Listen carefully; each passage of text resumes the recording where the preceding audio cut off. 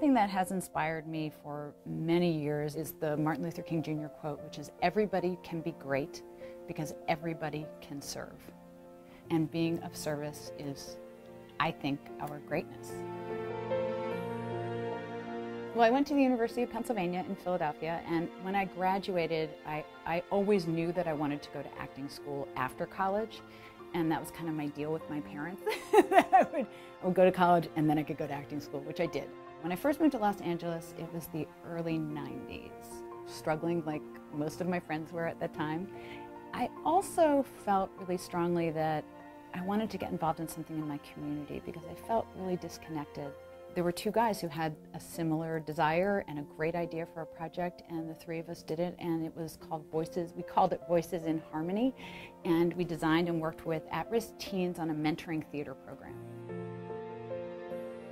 You know, then I got the West Wing and continued to do Voices in Harmony through that entire time. And one summer went to South Africa and volunteered, and as a result, I had the opportunity to go somewhere else too through International Medical Corps, and I chose to go to northern Uganda because I've been working with teens and there was a child soldier issue. And I think that experience opened my eyes to the effects of war on communities. I get emotional thinking about it, but that really inspired me to feel like we actually have the ability to make change. All of us do if we work together.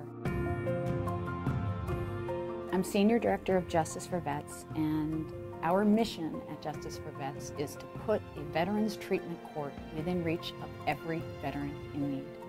And I think that if we say and use the words that we honor our veterans, thank you for your service, and we are a grateful nation, those must be backed up by actions. Tommy Reiman served in Iraq, shot several times, 11 shrapnel wounds. He used his body as a human shield to protect his men. He refused to be carried off until everyone else was. Returned home as obviously a hero. President Bush acknowledged Tommy in the State of the Union address, and the entire time Tommy was struggling with post-traumatic stress disorder. His family life fell apart. His wife left with the children. After a night of heavy drinking and pills, he drove his truck into a tree and survived. And during this time, a Veterans Treatment Court opened in North Carolina, the first one in Harnett County, which was several hours from where Tommy lived. You know, in that program, Tommy received the accountability, the treatment, the structure, a mentor, and he was able to get his life back. I think our country owes our military veterans to embrace them when they come home. And when I say embrace them when they come home, I mean be there for them with programs that work for them and for their families. When the opportunity to play a deeper, meaningful role came along, when I got involved in Justice for Vets and the National Association of Drug Court Professionals, which is the parent organization of Justice for Vets, I jumped at that chance.